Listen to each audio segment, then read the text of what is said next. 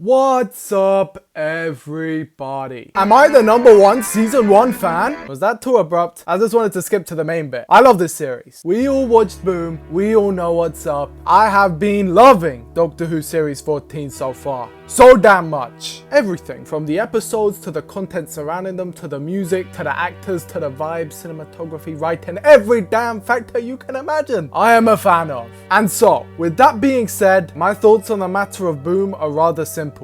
It's good.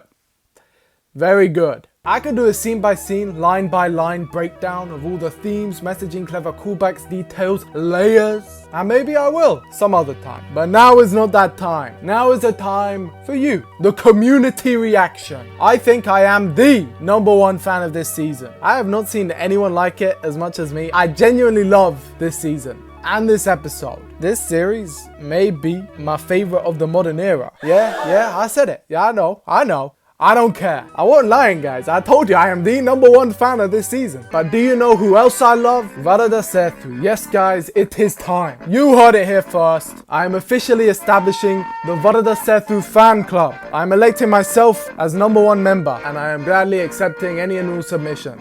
Yep, I do not care. I'm doing it, guys. I'm calling it now. #1 season 1 fan, #1 Varada Sethu fan, #91 Doctor Who fan. Let's get into your guys' thoughts on the episode. And so here we are with the poll for Boom. As you guys know, every week with a new episode I release a poll asking people what their thoughts on the episode are, and as you can see with this episode the results are looking a lot better than last week's. A lot higher, a higher average, and less people outright saying that it was bad, with only 6% of audiences saying that it was bad, with 63% of people saying it was amazing.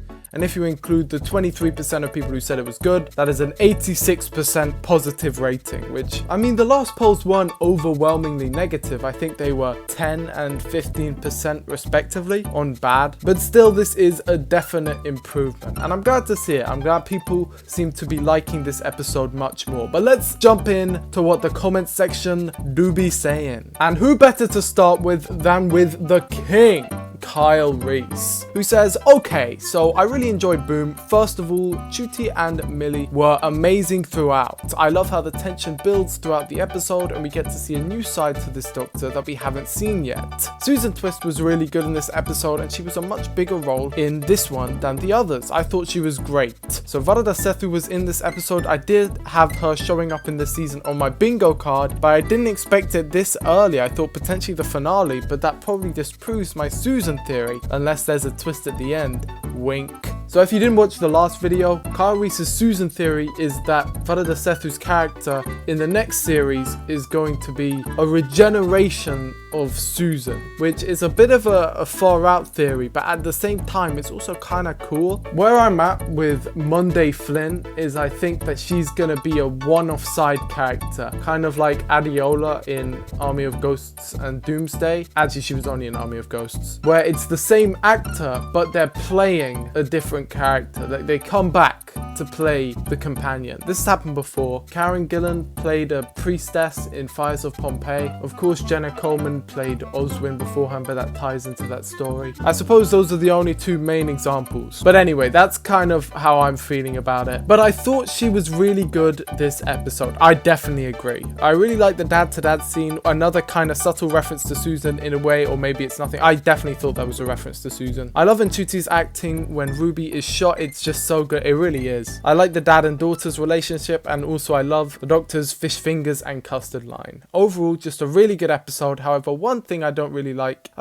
how short the episodes are, especially with only 8 episodes. I think they should go back to 1-hour episodes or back to the 25-minute format of classic. But like I said, it's not really a criticism of this episode, more of a length of the episodes this season. But overall, I really like this episode. I'd give it an 8.5 out of 10. Can't wait for next week. 73 Yards is the episode I've been most looking forward to. Me too. Oh my god, I can't wait. It looks to be so good as well. But yeah, definitely agree there is an issue with the formatting, but it's very rare that an episode pulls off the 45-minute format and wouldn't be better in a 20-minute format. But I will definitely say that it makes great use out of the 45-minute format, definitely more than all of the other episodes in recent memory. Tom says, evil Moffat be like, just this once, everybody dies. It's funny. After this episode, we can actually add another companion fake out death to the Moffat resume. This guy legit does the same thing every damn time. Sanyu says, seeing Varada Sethu's character so soon was definitely intriguing. Wondering if she is playing the next companion here, which would be funny as the Doctor is finally following through on them checking in every once in a while, on screen at least. Would also be good to finally break the never-ending cycle of modern Earth companions. Yes, that's definitely true. As I just said, I think Mundy Flynn is probably going to be a standalone character, but with that said, I really would not mind them coming back and picking up this character. I really like this character in this episode. I thought they were really good. I thought they had a really great emotional moment. And also I just really enjoyed it. I enjoyed the character. I enjoyed the performance. I enjoyed the way they spoke, interacted with all of the other characters. It was just a really well thought out character. And at the end when they did say, I will be checking back in, part of me did think, oh, well, he's going to be checking back in because that's a future companion. But with that said, as you guys know, I didn't actually mention there was Varada Sethu in the other video, even though I recognized her. And even though I called out that the actress was very good. But it's because I genuinely didn't see it coming. I got another comment on my last community reaction video saying that they thought in this episode there was going to be another new companion type character like Captain Jack that would make reappearances. And that guy, I'm sorry, I can't remember your name. I remember the comment though. That guy was 100% right. So if that was you and you are watching this video, good job, my friend. W prediction.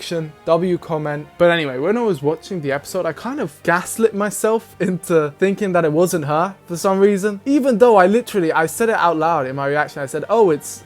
And then I stopped myself because I didn't want to be embarrassed. But don't you worry, I instantly recognized her. This is what happens when you watch Andor. Genuinely great show, by the way. I'd recommend that one. Another comment from Sanyu. He says, I miss Moffat so much. Nchuti's dialogue was really the Doctor, and Ruby's dialogue with him was so effortless. I can't wait to rewatch this one 5 times by next Friday. Yeah, man. I was rewatching this episode already within the same night. I think I watched it 3 times. In the same night, right after making the video. I couldn't sleep, guys. And then over the week, I watched it like countless times. I must be on like 8 or 9 right now. I don't know. I legit have lost count. I love it, and it actually hasn't gone down in my approximation as I've rewatched it. I would still hold it so highly. On the Doctor's dialogue, it's so goddamn good because yes, it's different to all of the other Doctors because each individual Doctor has their own individual dialogue, but there's just something so grand about it and so impressive. I said this before, it's so impressive to watch Stephen Moffat make an episode because there's just so much understanding there and you really get lost in it. You don't even see, and this is a testament to how great a writer he is, you really get lost in it. And even though there are all these references and you know that he's writing, you just see the Doctor and Ruby talking to each other and you believe the conceit and you believe that they're really there and you're just watching the story. And that's what I really appreciate, especially as I rewatched it more and more. You know, there is a part of me as such a big Doctor Who fan that misses the naivety of my younger self when I would go into Doctor Who episodes and I wouldn't know, for example, Stephen Moffat's writing, or even further back when I wouldn't know which episodes would be in which order. I did love that mystery of the show, that mystery of not having watched every episode. Of course, when you have watched every episode, there's a different type of enjoyment you get from watching the show. But at the same time, I really appreciate that when I rewatch episodes, I can put myself in the mindset of my previous, younger, less of a fan, not less of a fan, because I was still a big fan, I just didn't have access to all the episodes, did I? My younger, more imaginative self, because that's what I really appreciate about Doctor Who. It really brings me back into my younger mindset. It lets me,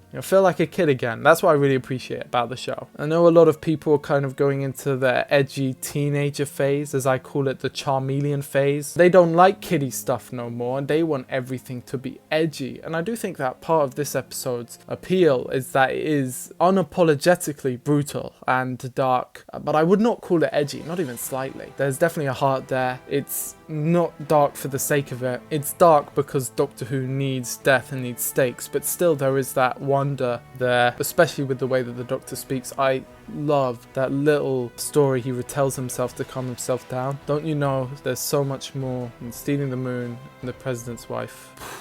Expertly written, expertly performed. That is how you add mystery back into the Doctor. Just a bunch of stuff like that. Even if I understand that it's a reference, I think just stuff like that so well handled. Dalek Khan of Skaro says, we had the Papal Mainframe, Anglican Marines from Time of Angels, Good Man Goes to War and Time of the Doctor. We had references to the Doctor Stealing the Moon and President's Wife from Hellbent. We got the Fish Fingers and Custard reference from the 11th Hour. We got the Weapon Forgers of Villengard back from the Doctor Dances and Twice Upon a Time, and there were probably more Easter eggs. As I said, this is my reply now. as I said, Boom is not only a celebration of Stephen Moffat's contributions to the show, but also a celebration of the massive contribution he is to the show. And I was watching the video commentary, as I do for all of them, because I love him. And Stephen Moffat jokes about how he didn't really intend to put in all these in-jokes and references. I feel like that's a little bit cheeky. I do think a lot of the references were definitely intentional. I do think that there is part of a metatextual meaning for Stephen Moffat coming back and putting all these references in there. And I do also think at a certain point he was just like, you know what, fuck it, let's mention fish fingers and custard. He has that cut line. There's just so many references to the Moffat era of the show. Definitely the highlight of the season so far. Moffat coming through with a banging script when he has time to ruminate on specific ideas. He proves he really has something to say. The idea of soldiers fighting nothing and being executed by the algorithm to keep the war profiteering and numbers up is such thorough, cutting criticism in few words, it makes you laugh. Big up Moffat. I definitely agree 100%, but I will definitely say I actually think Stephen Moffat is better when he's a showrunner than when he's just an individual writer. And he's an executive producer on this series, which I am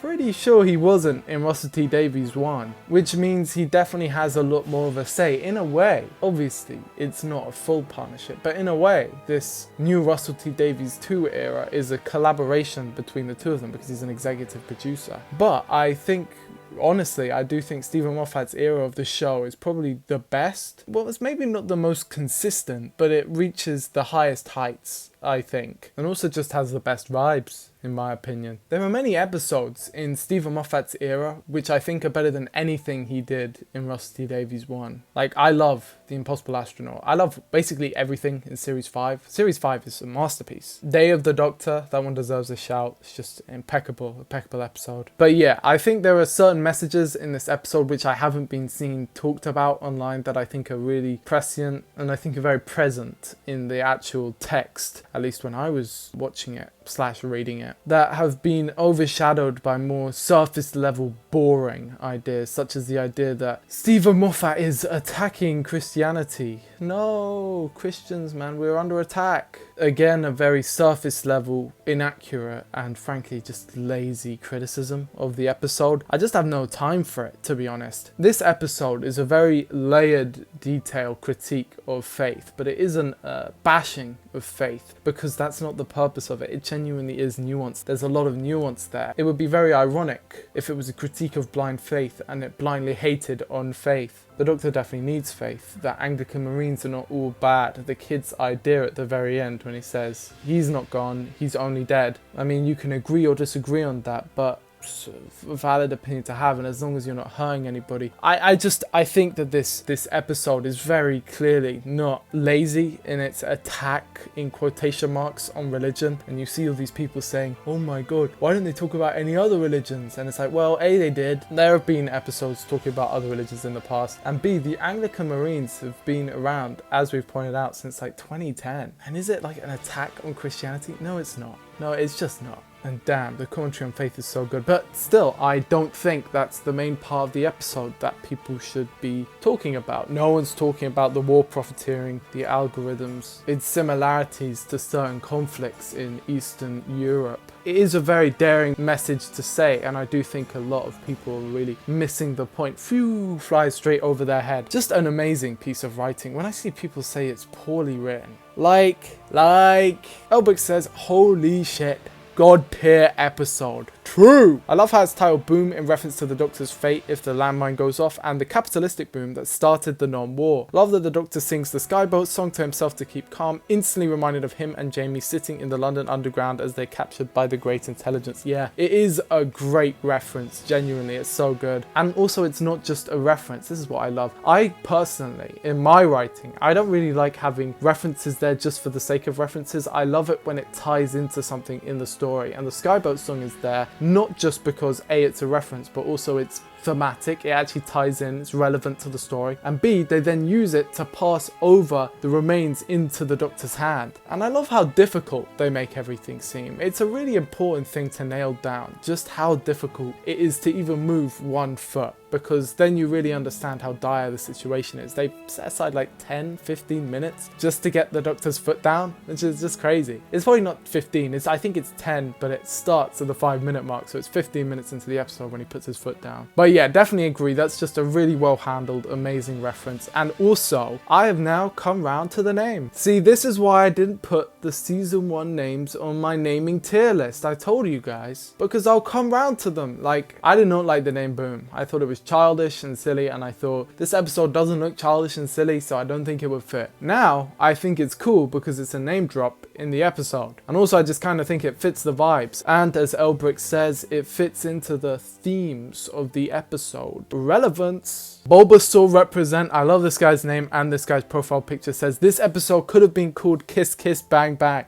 Hey, we were just talking about the titles. Yeah, that would have also been a great name. Okay, here's 3 in 1. Peter Scrobola 753 says, as someone who hasn't been extraordinarily fond of the RTD2 era so far, they did in fact cook. Hell yeah. Watermelon Volcano 9999, what a name, says, my expectations were very high and I still got my socks blown off. Wow, that was immaculate. It was actually just cinema, question mark. Like the emotions it took me through, the tension. I feel it takes one piece of what makes Midnight a masterpiece, that one scene sort of thing, and puts a whole different spin on it. The visuals, the concept, the acting, the writing, the plot, fucking perfection. Just, oh my fucking god. Wow, I am in awe. Coffin Flop W reference says, I literally just finished watching the episode, but it's easily a top 10er. Literally left my jaw agape multiple times and I said, holy shit. Probably twice. Same, I said holy shit out loud multiple times. Beautifully shot, the performances were top tier, and I'm not even a Moffat apologist. I am a Moffat apologist. I would definitely claim that title. I will admit though, my expectations were not that high. I thought, well, everyone is really gassing this episode up. I don't really want to be disappointed, so I'm going to keep my expectations low, and oh my god, they've blown out of the water. Now I wish I had high expectations, so I could have been proven right. But anyway, here are 3 comments basically saying the same thing all in a row. It's good. Aiden says, this episode went so hard, not gonna lie. JBCA says, the Moff cooked. And Ryan Morrison Music says, Moffat understands what Doctor Who is. He delivers Doctor Who better than any other showrunner. He proved that in this episode. I cannot believe how much I loved every second of it. I agree. Off Skittles says, Moffat is so good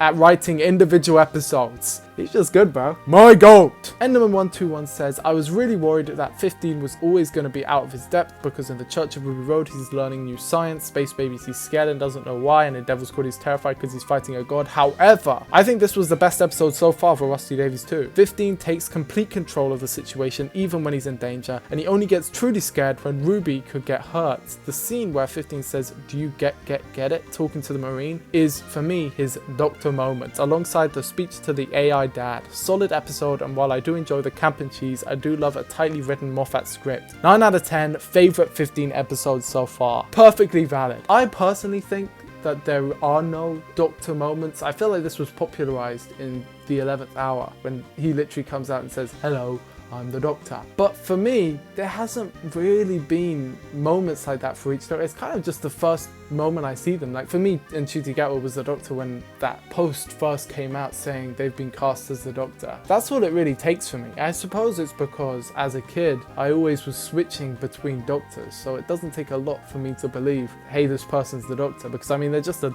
Doctor, aren't they? And a lot of people say, oh, it took me 5 episodes, it took me 4 episodes, it took me 10 episodes to believe so-and-so is the Doctor, and it's like, I always thought they were the Doctor before the first episode even aired, so I just can never really relate to that. That's just me though. It's a formative part of the fandom, the 2010 year, because so many new people got into it, and a lot of stuff is kind of holdovers from that era. I was going to mention it in my last one, but because this is a Moffat written episode, I think it's so important to mention. The Moffat era was so long and so defining for how so many people think Doctor Who is meant to be, that when the Chibnall era came along and had a totally different feel, there was just a natural pushback to it, because people are like, well, episodes are meant to be like Moffat era episodes. And now in Russell Davies 2, a bunch of people saying, oh, it just doesn't feel right. And I think that has to be because it doesn't feel like Moffat era episodes of Doctor Who. It really feels like Russell T Davies episodes of Doctor Who. Like, for example, this week I rewatched Daleks in Manhattan, Evolution of the Daleks, 42, and the Lazarus Experiment in Series 3, just because I felt like it. And they're all on the same disc in the box set. But what really struck me is just how similar in vibe it is to the modern stuff. But a lot of people still don't connect with it, and I think that maybe it's just because of how long and defining the Moffat era is for so many people. Nostalgic now too, the Peter Capaldi era was 10 years ago, and you have to keep in mind that a lot of people get into Doctor Who when they're around 10, 9, 11, that age.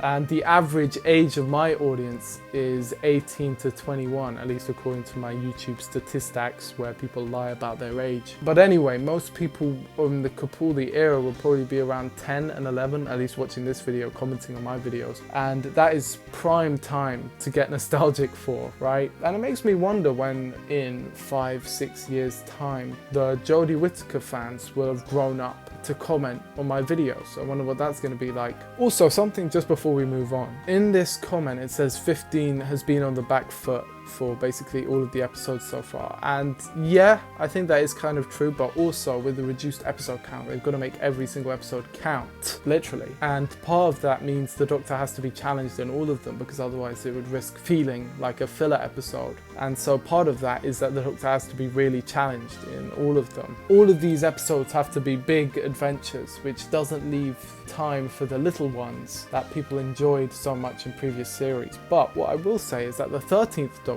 is basically never on the back foot ever. In fact, she's only on the back foot in Flux and in the finale to Series 12. And I suppose you could say Spyfall Part 2. But for basically all of Series 11, the 13th Doctor is just owning the room. She's in total control of the situation. In Haunting of Villa Diodati, but that's the Series 12 finale, that's when things get pushed to their limit, and that's why that's so engaging and entertaining. And also in Spyfall, there's also that element there, and in Flux, which is why that is also so entertaining. But I think part of the reason why this 15th Doctor always being challenged so much works so well for me is because the 13th Doctor has established that the Doctor is really strong and really in control of the situation, and it actually needs to get really out of hand for the Doctor to be like, wow. I mean, as you say, yeah, the Doctor's fought gods. And that's when the Doctor is really like, wow, I don't think I can fight this, which I think hits harder after watching 2 and a bit seasons of the 13th Doctor kind of just effortlessly beating everyone who comes in her way, with a few exceptions. But anyway, next comment, great video. It's honestly super impressive that you've made such a detailed and intellectually written video so soon after the episode was released. P.S. I really enjoyed the episode too. Thank you so much for the kind words. I really appreciate all the comments like this, but I will admit,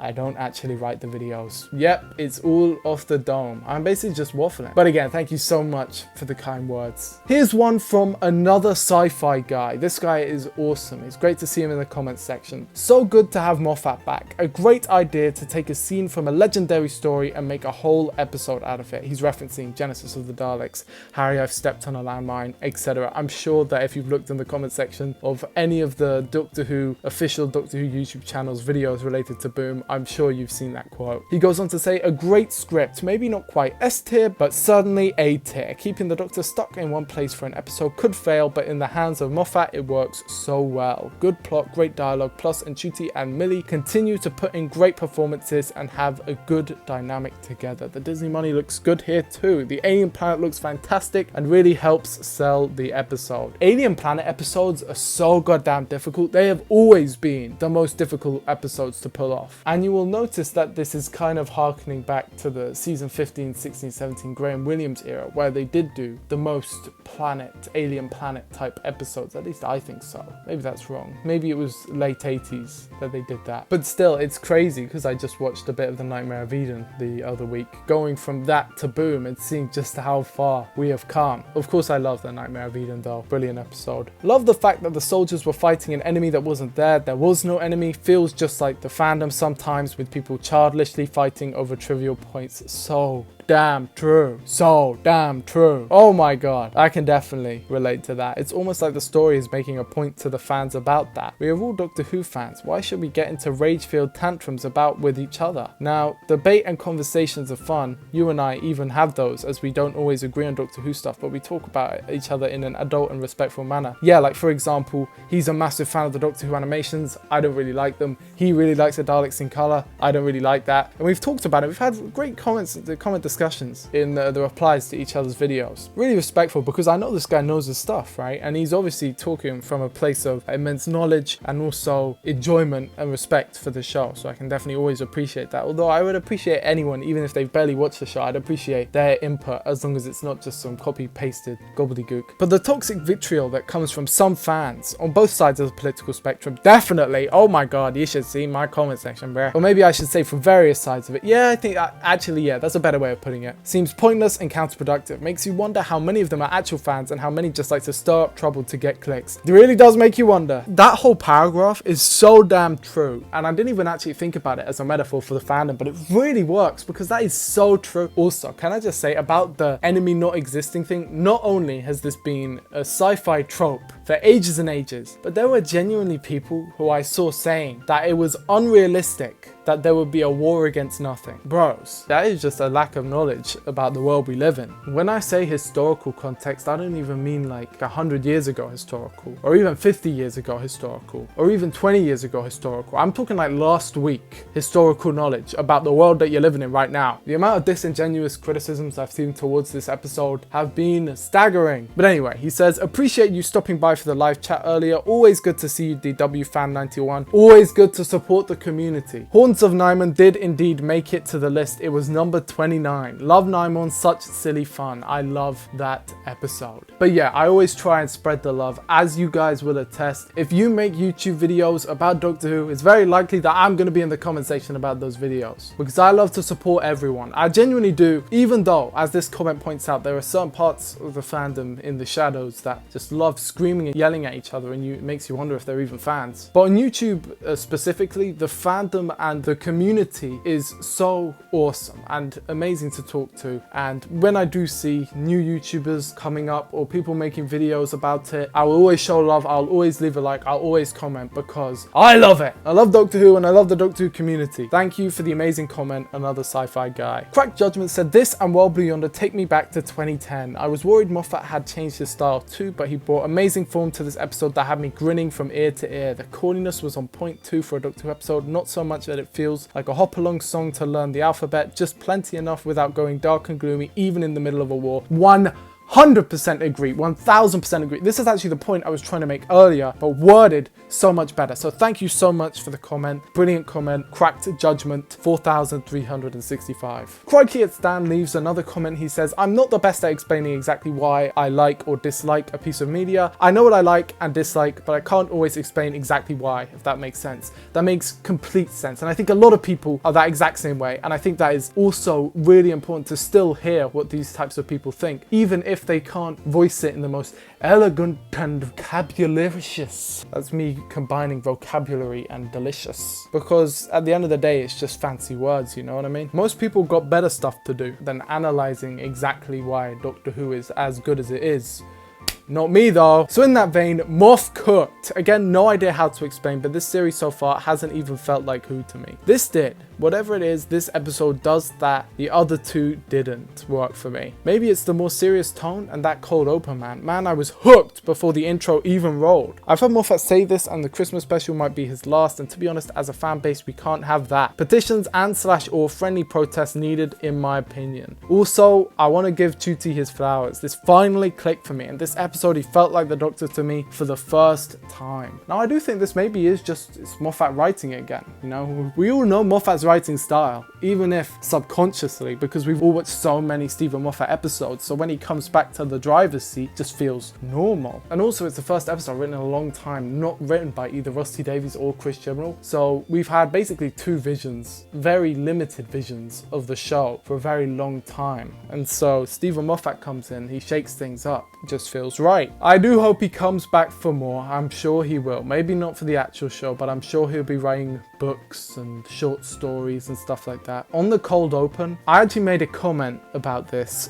on a video, and I hope I'll be able to find the screenshot and bring it up, because I didn't actually mention it in a video, but I commented it, and I was very proud I commented it, because I commented on it before I watched the commentary. Or I commented on it before the commentary even came out, and it was my theory that with the switch from classic to New Who, the original Doctor Who's part 1 cliffhangers, which were usually the best part of every story, had to be transfigurated into the cold opens. And that's kind of the new form that these have taken, in that the part 1 cliffhanger has been transformed into the cold open transition into the title sequence. And that's how I really felt about Boom stepping on the landmine. That would have been a part 1 cliffhanger if this was classic Who. And oh my god, I think that might actually be my favorite part of the episode, because the setup is all just so good, and then he steps on that mine, that sound effect, and then oh my god, I miss part 1 cliffhangers so bad. And then I watched the commentary for Boom, and Stephen Moffat said the exact same thing. Great minds think alike. Shauna Rice says, Stephen Moffat is so back, babes. This episode was so good. I did call the Castarian twist coming a bit early, but it was still great. Good commentary, tense and great emotional beats. I didn't do number ratings because my brain doesn't work like that, but damn, this is a banger. I accidentally cut off part of the name. Let's see what it says. Kaja.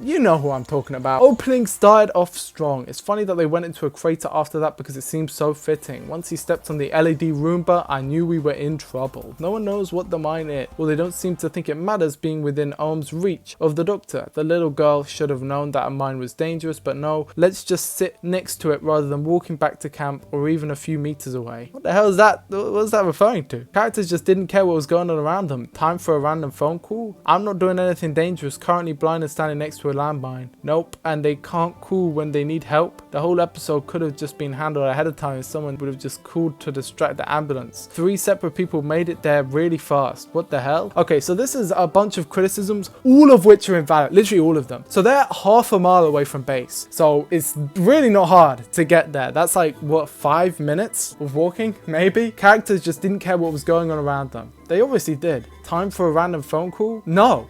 Just no. The little girl should have known that a mine was dangerous. No, let's just sit next to it rather than walking back to camp or even a few meters away. It wouldn't have mattered how far they walked, because the mine would blow up half the planet. It doesn't matter if they run. Like, why would they run? They're still gonna die. Zooming in on Chusi's foot swaying while he talks about not being able to move was a choice. I think you're just imagining things. It wasn't even swaying. Having a rudimentary AI become a master hacker doesn't make sense. It's not a rudimentary AI. It's a futuristic sci-fi version of AI where the soul of the person still exists. It's the same idea from Silence in the Library. Did he get stronger by passing through the Doctor? I mean, sure, why not? Did the company get lax in security because business was so good? Maybe, but they didn't explain that, so it's up to fans to explain the stupid away. There is no fucking stupid. It's up to fans to explain the stupid away. What you're describing is you putting problems in there that no one else would have noticed or cares about, because they're not even problems. Production issues, question mark. They must have put these out of order, because this being Ruby's first planet doesn't make a lot of sense after many months together. Heck, she saw a planet in Space Babies. I wanted to love it. Heck, I wanted to like it. Boom, 2 out of 10. Devil's Cord, 7 out of 10. Space Baby, 6 out of 10. Church and Ruby Road, 4 out of 10. So this is a 2 out of 10?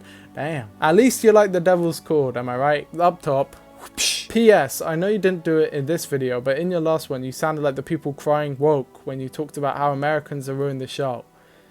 Do I? My bad, guys. I do think this guy is probably misunderstanding a lot of stuff. I think he misunderstood the episode. I think he misunderstands me, because I don't think Americans are ruining the show. I love the show. I don't think the show is being ruined, so I don't think Americans can be ruining the show. Also, I really like Americans, and I don't think Americans are ruining the show. I just think it was a bad decision to market the US over the UK. Is that crazy? Is that a crazy hot take? I think we can see in retrospect that it was a poor decision.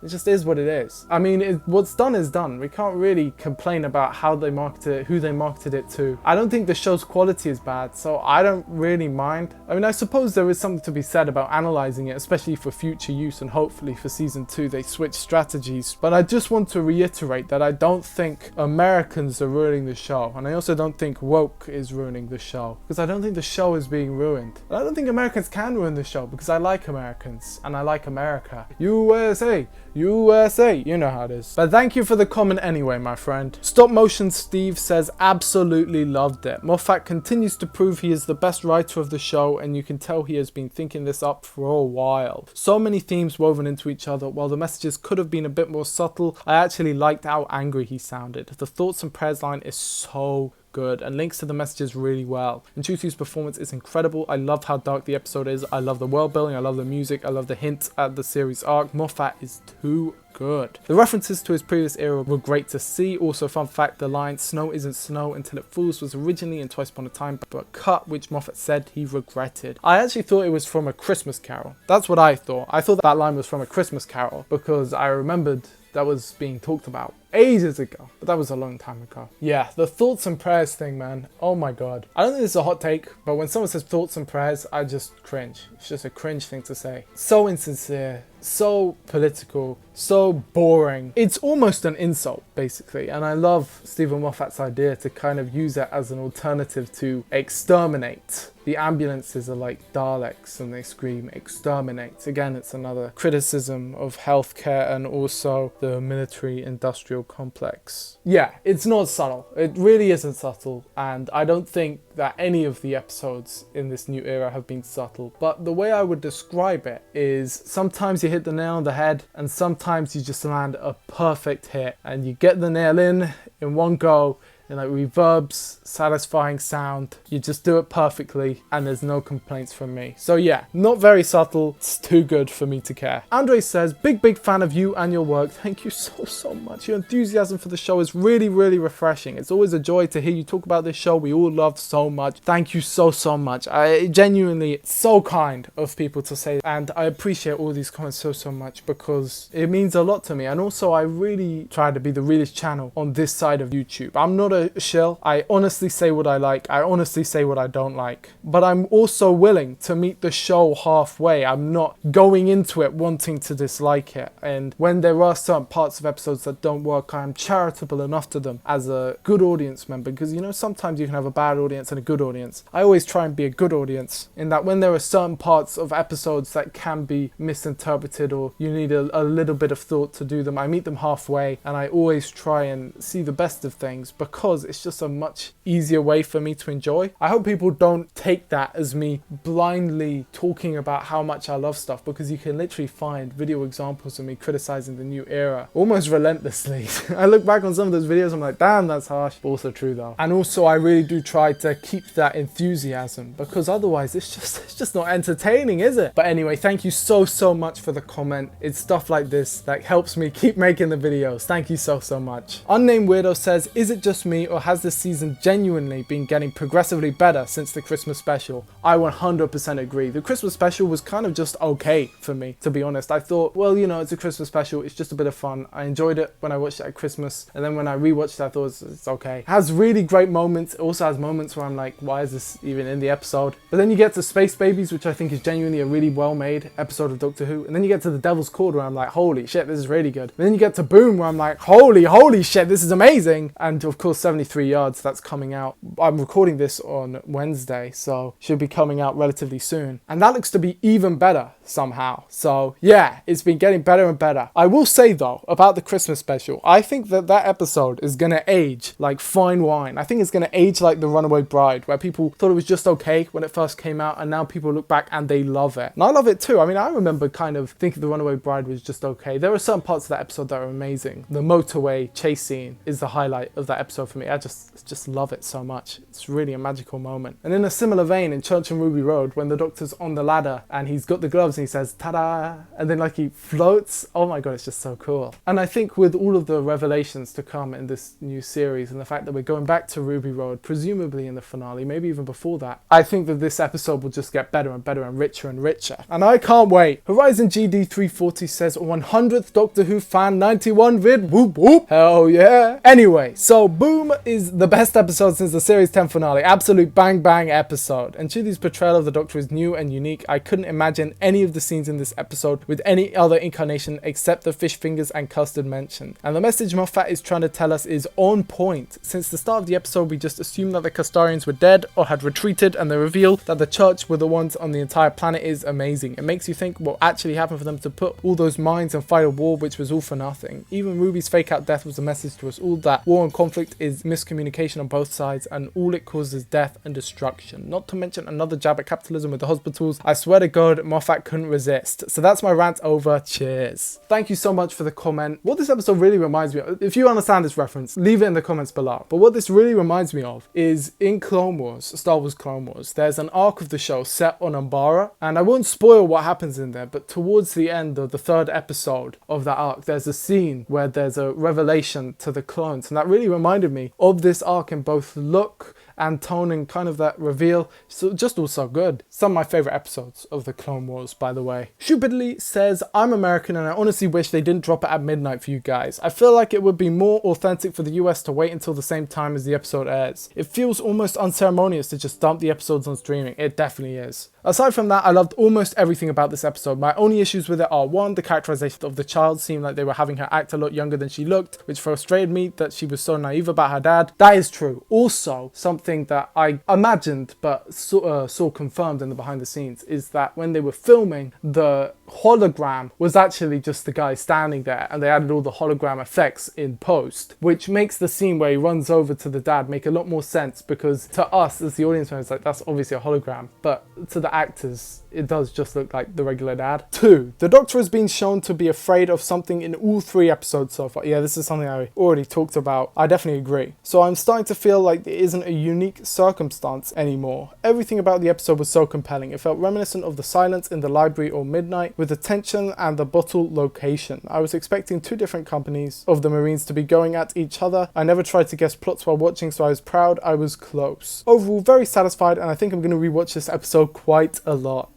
I will say about the launch release, I think we can all agree now, in retrospect, that it was a complete fucking flop. I honestly don't really know what they were thinking. It was a marketing nightmare. It was unsuccessful in practice, and I hope that they learn and then they don't put it on streaming first anymore. I doubt they make the change for series 2, but hopefully for series 3, not series 3, hopefully for season 2 or for season 3 they change it. I doubt that they will change it for season 2, but a boy can dream. Money Bachelor says, oh my days. He's done it, guys, and it's bloody beautiful. I knew the Moffat wasn't going to let me down. I did think prior to this episode, I wonder how a whole episode is going to play out with just a little Donnie on a landmine. But man, did he whip up something incredible. I knew literally 1 second in that this was going to be a masterpiece. I do not remember the last time I was this emotionally invested into Doctor Who. Fucking hell, I was stressed. Absolutely brilliant. The Doctor was crying all over the place. I was nearly crying all over the place. Absolutely gripping stuff. Thank you, Mr. Moffat. I love you so much, man. And somehow next week looks even better. I am hyped. We should also be getting a Doctor cry counter. Poor guy. I imagine it's gonna happen like 5 times per episode. The guy just can't control himself. Bro's like Ben Reilly. Thanks for the comment, boss. Okay. So here is a comment from Andrea Lee, and this is the longest comment I have ever gotten on one of these videos so far. Now, I've zoomed out, as you can see.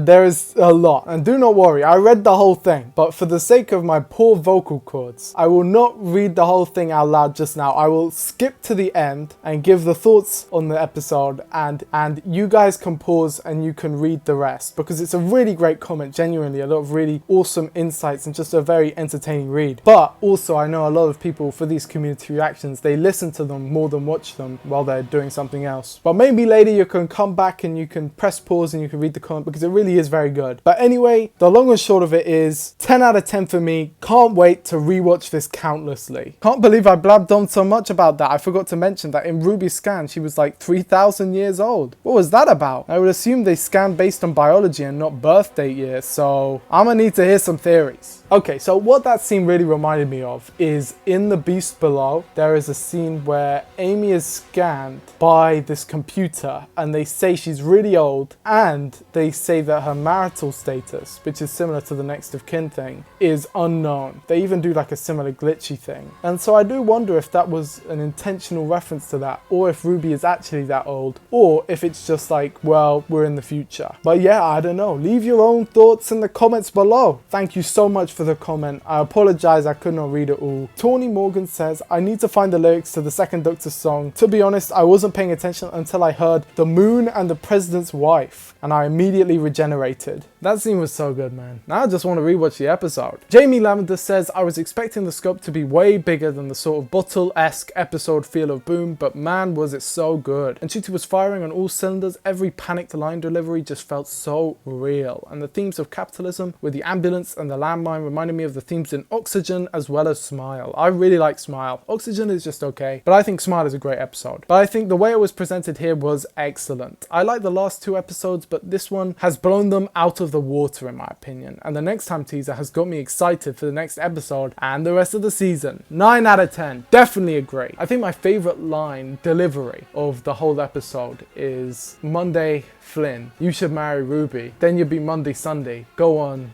get married. I'd laugh every day.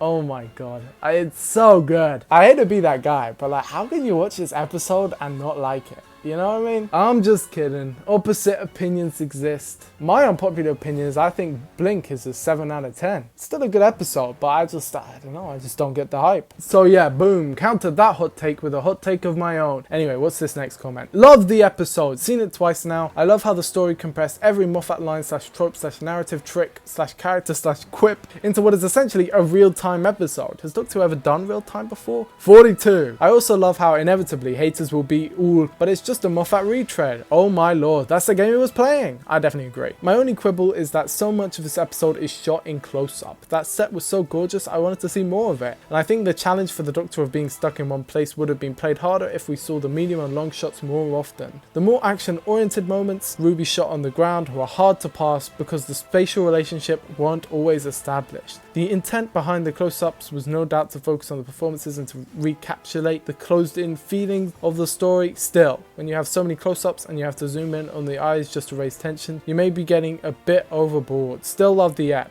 and the social commentary was spot on and so well considered. Pitched just right for Doctor Who, stoked for next week. JLB Who says, such an incredible episode. The Moff has done it again. Was also watching him in Vision commentary. His era is also my favourite of the modern era. There's a reason his stories dominated the 60th anniversary poll. And Ncuti stole the show with that acting like, damn, he can do emotions well. I love the first two episodes, but this is on a whole new level. I love watching the commentaries. I listen to the commentaries almost as much as I watch the episodes at this point. It's getting out of hand. Thank you so much for the amazing comment. Sinum says, I had some issues with the episode. In general, I liked the episode and loved a lot of the ideas in it, but the child actress wasn't great. And sometimes the tone switches didn't really fit. Usually I don't mind sudden changes in tone, but here, I don't know, it was just a bit weird. Though my biggest issue might actually have been the visuals in this episode. I'm not sure why, but a lot of the shots just look like people on the stage. It looks flat and doesn't really look like a battlefield. And Doctor Who has done convincing battlefields before on a much smaller budget. Also, I thought the ending was a bit underwhelming, with another we solve capitalism by somehow ending an interstellar company in a few seconds. That's the second time this happened under Moffat, and the third time the same resolution happened in New Who. I liked it a lot more than Space Babies and genuinely more than The Devil's Chord. I know I complained a lot, but it's still an 8 out of 10, so in general. Also, yes, that Next Time trailer looked it would be amazing. I must confess, I'm a victim of doing this also, where I talk about an episode that I like, but all I talk about is the stuff I don't like about it. So I definitely relate.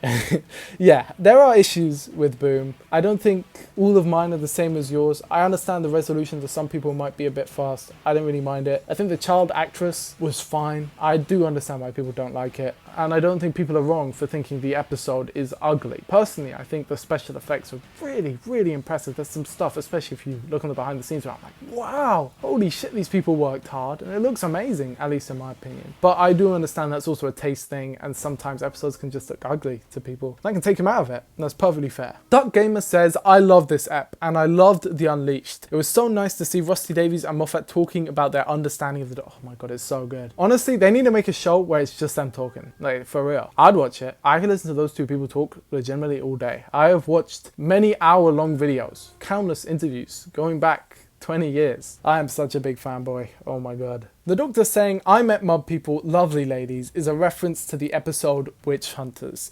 Witch Finders is what they mean. It's a great reference, and I really like that episode, so I was great that was thrown in there. It's awesome. Benjamin McAllister says, "Absolute banger episode. Genuinely crazy. I cannot remember the last time Doctor Who had me on the edge of my seat. The writing was goddamn fantastic. The pacing, world building, and callbacks were all perfect. The messaging wasn't too on the nose, but still poignant. This contends with some of the best episodes in New Who. Literally, the only critique is that kid was so unbelievably stupid." I mean, yeah, I might like The Devil's Cord just as much for the music and overall creativity, but this is leagues above Space Babies. I actually really like Space Baby, and I like The Devil's Cord. I really like all of them. 9 out of 10, GOAT. True! Unfortunately, I can't help but feel this would have been a perfect second episode after Space Babies, then have the time jump into Devil's Cord. Yeah, that's true. Would have meant we still had lighthearted fun first, but then it would hook audiences in with something more serious and gripping. Also would have established the Doctor's bravery and dynamic with Ruby way more naturally. This would have been the perfect trail by fire to bond Ruby and the Doctor. Also 6 months of travelling with the Doctor and no new planets. It really is a Rusty Davies series. The Doctor must have only taken her to space stations, contemporary Earth, and the past once. That's a very funny comment and true. Actually, you know what? You're right. I think this episode would have been a great episode too. This may sound funny, but I genuinely think they put it at episode 3 because it's called Boom.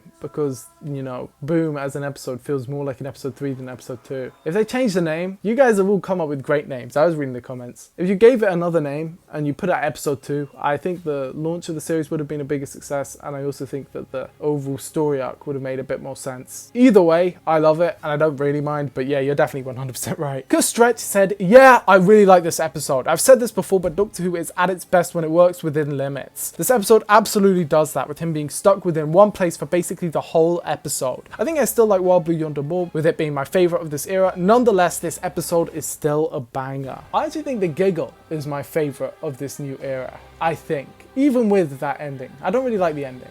In fact, I don't like the ending. But I think the giggle is just so goddamn good. So I think that's my number one of the era so far. I think I would go giggle.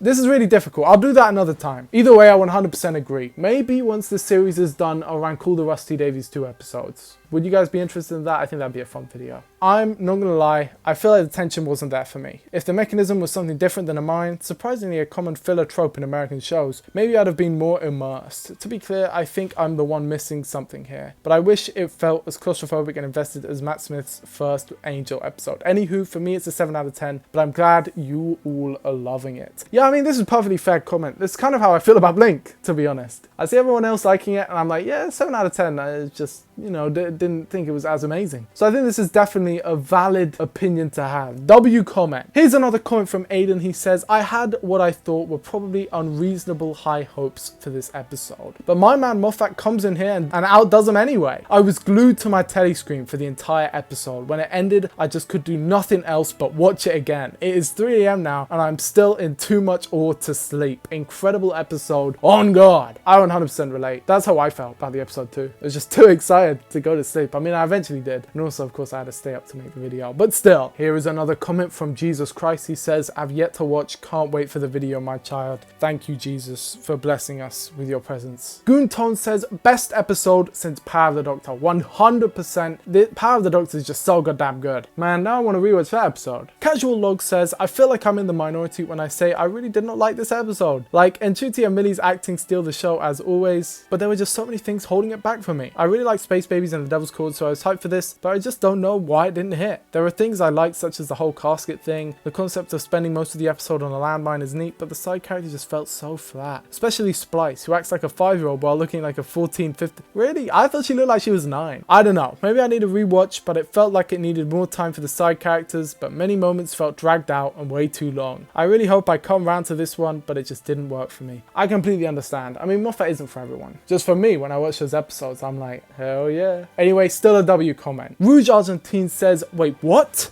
You what?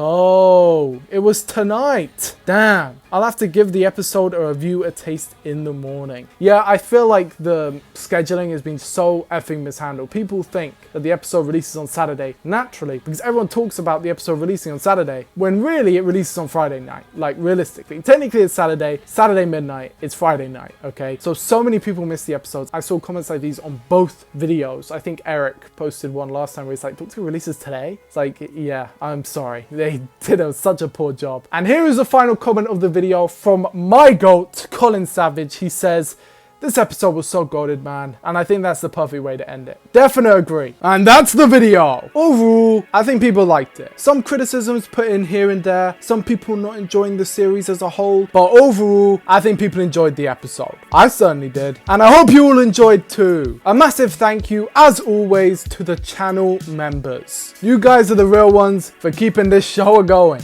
And a special thanks to the king, Kyle Reese. With all that said, I hope you enjoyed the video, and I will see you in the next one.